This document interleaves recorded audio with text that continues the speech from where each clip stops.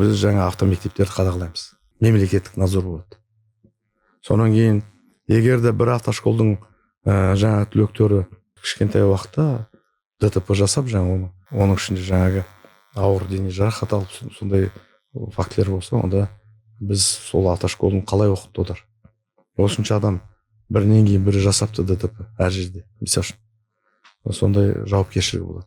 Ол нені айтады?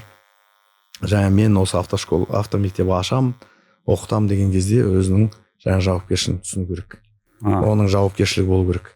Жол қауіпсіздігін сақтау үшін 25 мыңнан астам камераларымыз бар. Жалпы бізде видеокамералар республика бойынша 1,5 миллионнан артық.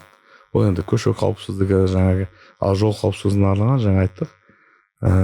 Енді оны әрі де ұлғайтатын боламыз әлі. Енді цифровизация ақырын келе жатыр ғой, ауылдарға да келе жатыр бәр жерге. Сол себептен бұл жұмысты күшейтетін боламыз.